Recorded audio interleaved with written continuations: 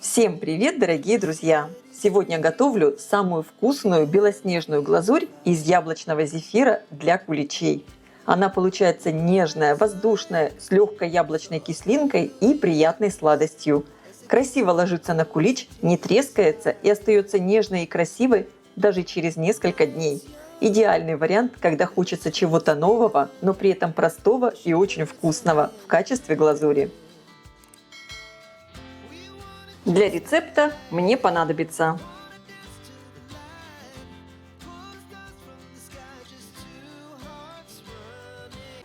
в первую очередь подготовлю яблочное пюре. Очищенные яблоки отправляю в чашу блендера. Всего мне понадобится 200 граммов яблок, уже очищенных. Выдавливаю сок лимона, где-то примерно столовую ложку, чтобы была такая небольшая кислинка. Пробиваю все погруженным блендером до однородного пюре.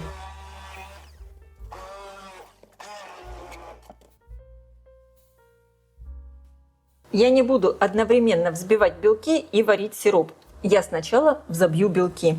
Вливаю их в миску. Здесь у меня 60 граммов яичных белков. Это 2 белка от средних яиц.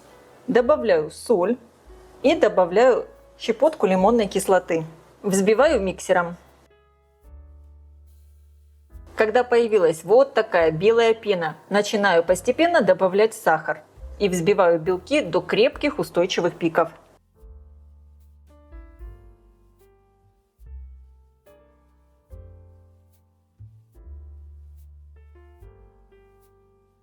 Сейчас миску с белками отставляю в сторону.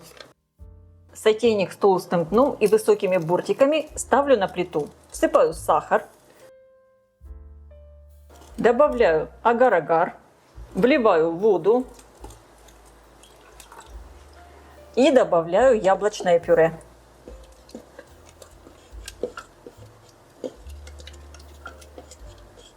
Перемешиваю. Жду, когда масса начнет активно кипеть. И с этого момента засекаю ровно 5 минут. Массу я все время перемешиваю, чтобы агар-агар не пристал ко дну. Также этот сироп можно варить до температуры примерно 105-106 градусов.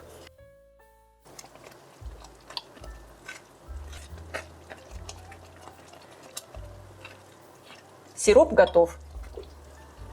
И теперь горячий сироп еще раз перемешиваем и тонкой струйкой вливаем в белки и взбиваем.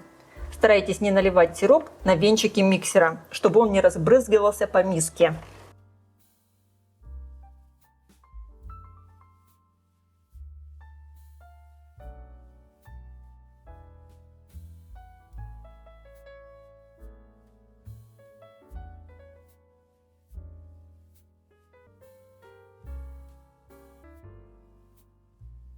По мере взбивания масса становится пышной и воздушной.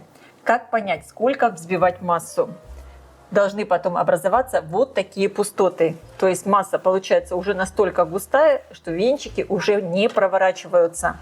Она очень плотная, невероятно плотно держится на венчиках. Зефирная масса готова. И теперь можно с ней работать.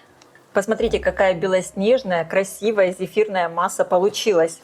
И я ее сегодня использую в качестве глазури для моих куличей. Покрываю их сверху глазурью.